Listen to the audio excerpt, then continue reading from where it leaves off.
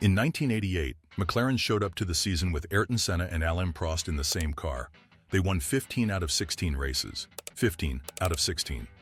The MP44 in Marlboro red and white became the most feared thing on four wheels.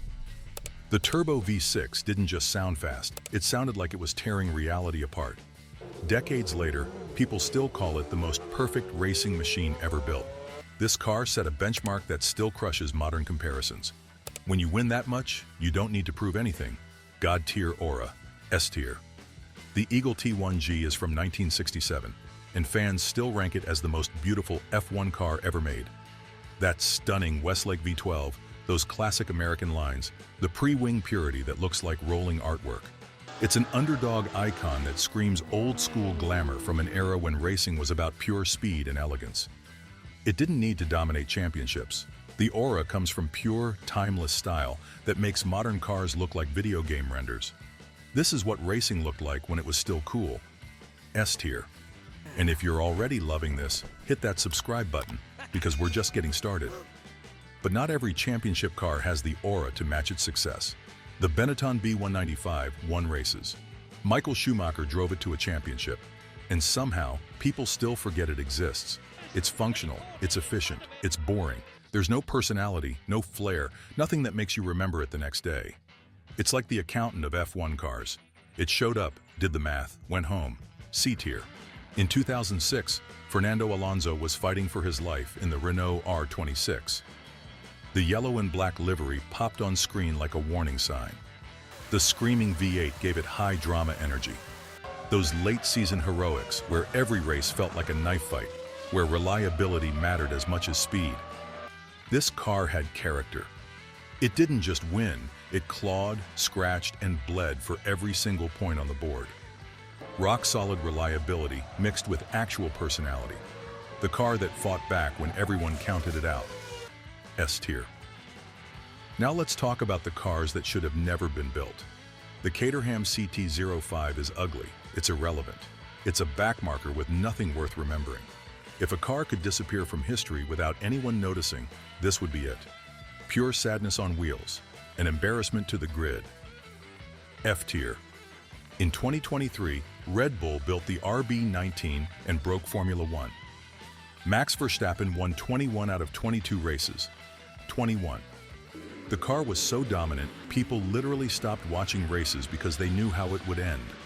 It looked like a fighter jet designed by someone who hates fair competition and drove like a cheat code activated in career mode. Records shattered, competition humiliated. The FIA didn't even know what to do about it. Fans called it borderline unfair, and they weren't wrong. Pure, untouchable dominance wrapped in aggressive design. S-tier. But sometimes the most dominant cars get forgotten by history. The Williams FW18 won 12 out of 16 races in 1996. A 75% win rate that should put it in every conversation about the greatest cars ever. The Rothmans' blue, gold, and white livery is frequently called the most beautiful paint scheme ever made. Perfect proportions, perfect colors, perfect aggression. But somehow, this car gets forgotten when people talk about dominance. The stats are brutal. The looks are timeless perfection. The aura is massive, but history didn't give it the respect it deserved. Forgotten dominance is still dominance, a tier. Michael Schumacher sat in the Ferrari F2004 and broke the sport in half. He didn't just win races, he held track records for over a decade after he stopped driving it. The sleek red perfection became a symbol of untouchable Ferrari dominance during their golden era. When people think of peak Formula One, they think of this car cruising around Monza like nothing else on the grid even existed. Elegant aggression, unbeatable red menace. The definition of what Ferrari is supposed to be. S-tier. If you're enjoying these rankings, make sure to subscribe because the next car is basically a rolling disaster. Speaking of disasters, let's talk about the cars with zero presence. The Haas VF22 has a plain livery that looks like a corporate PowerPoint presentation and struggles at the back of the grid every single weekend. No presence, no personality, no memorable moments. It's just there, existing, taking up space on the grid. A participation trophy with wheels, D-tier. In 1992, Williams built the FW14B with active suspension and traction control that made it feel like it was from another dimension. Technology so advanced the FIA had to ban half of it the very next year, just to keep racing competitive. The iconic blue and white livery screamed British engineering at its absolute peak. This car didn't just push the rules to the limit, it humiliated them, laughed at them, then lapped them twice. Fans call it the pinnacle of racing wizardry, the car that pushed rules to the limit with raw brilliance, S tier.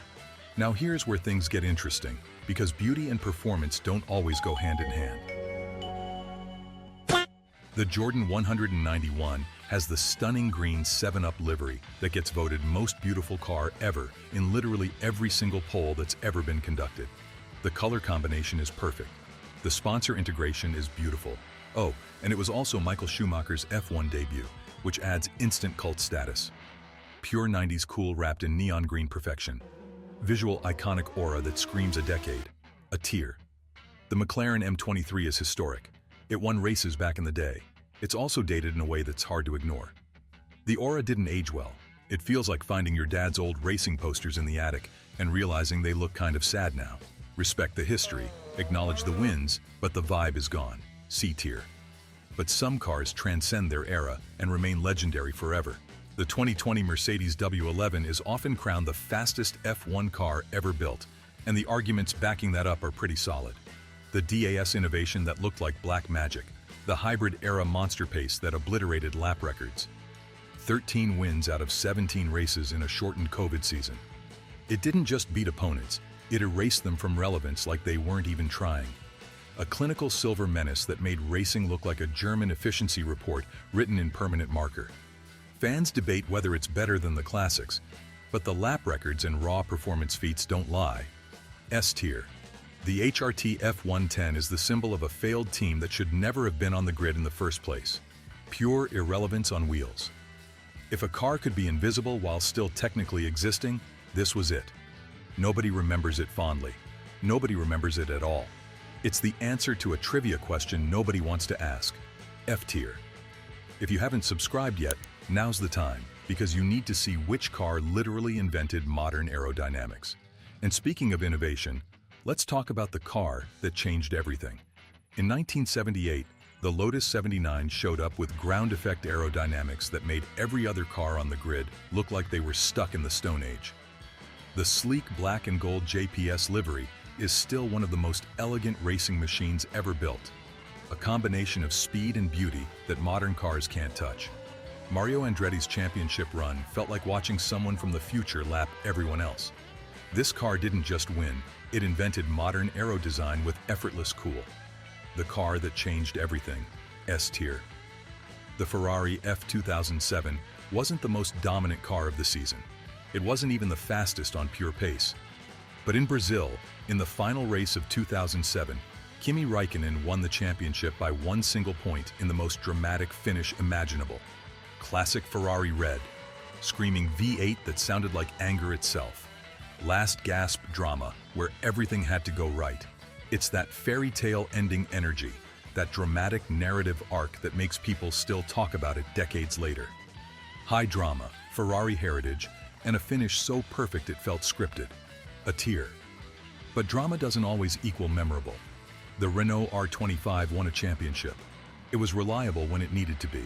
It was solid, professional, did everything right. And it's completely forgettable in every possible way. Ask anyone about mid-2000s Renault, and they'll bring up the R26 with Alonso's heroics, not this one. Solid, yet invisible. C tier.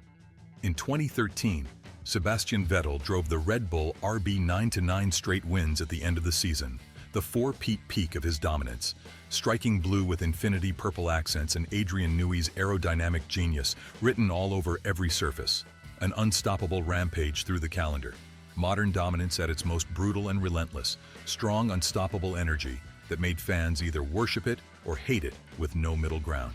A tier. Now let's wrap up with the cars that barely deserve to be remembered. The Manor MRT05 has a bland design with little impact and even less personality. Forgettable in every single way you can measure a racing car. It existed, it raced, it disappeared. That's the whole story. D tier.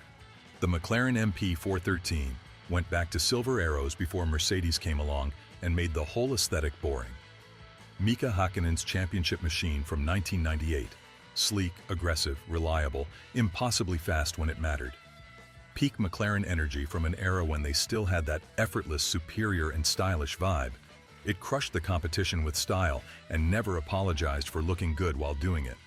Clean dominance, S tier. The Force India VJMO2 is completely, utterly, entirely forgettable in ways that are almost impressive. Mid-pack mediocrity with nothing worth remembering. The definition of invisible, F tier. So if you enjoyed this ranking, make sure to hit that subscribe button and let me know in the comments which F1 car